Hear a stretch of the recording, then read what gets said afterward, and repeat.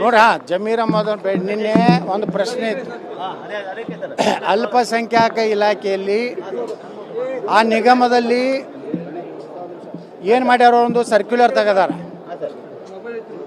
ಯಾವುದೇ ಅನುದಾನ, ಯಾವುದೇ ಯೋಜನೆಗಳು ಅಲ್ಪಸಂಖ್ಯಾತ ಇಲಾಖೆಯಿಂದ ಬರುವಂಥ ಯೋಜನೆಗಳಲ್ಲಿ 80% ಮುಸ್ಲಿಮರಿಗೆ, 10% ಕ್ರಿಶ್ಚಿಯನ್ರಿಗೆ, 10%ನಲ್ಲಿ ಜೈನರು, ಬೌದ್ಧರು, ಸಿಖ್ರು, ಪಾರ್ಸಿಗಳು, ಹಿಂಗೆ ವರ್ಗೀಕರಣ ಮಾಡ್ಯಾರ.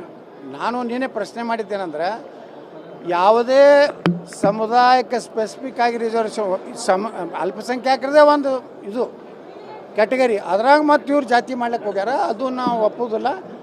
ಒಂದೊಂದು ಕಡೆ ಕ್ರಿಶ್ಚಿಯನ್ರು ಜಾಸ್ತಿ ಅದಾರೆ. ದಕ್ಷಿಣ ಕನ್ನಡದಲ್ಲಿ ಕ್ರಿಶ್ಚಿಯನ್ ಕೆಲವೊಂದು ಕ್ಷೇತ್ರದಲ್ಲಿ ಜಾಸ್ತಿ ಅದಾರೆ.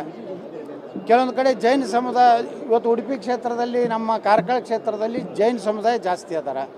ನೀವು 80-10 ರೇಷಿಯೋ ಮಾಡಿದ್ರೆ ಆ ಜೈನ ಸಮುದಾಯಕ್ಕೂ ಅನ್ಯಾಯ ಆಗ್ತದೆ, ಕ್ರಿಶ್ಚಿಯನ್ ಸಮಾಜಕ್ಕೂ ಅನ್ಯಾಯ ಆಗ್ತದೆ. ಅದಕ್ಕೆ ನಾವು ಹೇಳಿದ್ದೇನೆಂದರೆ, ವಿಧಾನಸಭಾವಾರು ಯಾವ್ಯಾವ ಅಲ್ಪಸಂಖ್ಯಾತ ಸಮುದಾಯಗಳದಾವು, ಜೈನರಿರ್ಬೋದು, ಸಿಖ್ರಿರ್ಬೋದು, ಪಾರ್ಸಿಗಳಿರ್ಬೋದು, ಕ್ರಿಶ್ಚಿಯನ್ರು, ಆ ಪರ್ಸೆಂಟೇಜ್ ಮ್ಯಾಗ ಅವರಿಗೆ ಏನು ಅವರ ಸೌಲಭ್ಯಗಳನ್ನು ಕೊಡ್ಬೇಕಂತೇಳಿ ಇವತ್ತು ಜಮೀರ್ ಅಹಮದ್ ಖಾನ್ ಬೆಳಿಗ್ಗೆ ಕರೆಸಿದ್ರು. ಅವರ ಎಲ್ಲ ಅಧಿಕಾರಿಗಳು ಬಂದಿದ್ದರು. ನಾವು ಹೋಗಿದ್ದೆ ಅವ್ರ ಕಚೇರಿಗೆ, ಸರ್ಕಾರಿ ಕಚೇರಿಗೆ ಹೋಗಿದ್ದೆ.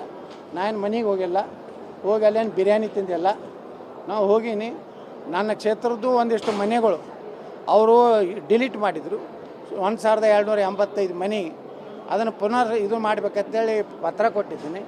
ಇನ್ನು ಬಿಜಾಪುರನಾಗ ನಮೋ ನಗರ ಅಂತೇಳಿ ಸುಮಾರು 1493 ಮನೆಗಳು ರೆಡಿ ಆಗ್ಯಾವ. ಇನ್ನೂ ನನಗೆ ಬಿಜಾಪುರದ ಕ್ಷೇತ್ರದಲ್ಲಿ ಸುಮಾರು 2500 ಮನೆಗಳು ಬರಬೇಕಾಗ್ಯಾವ.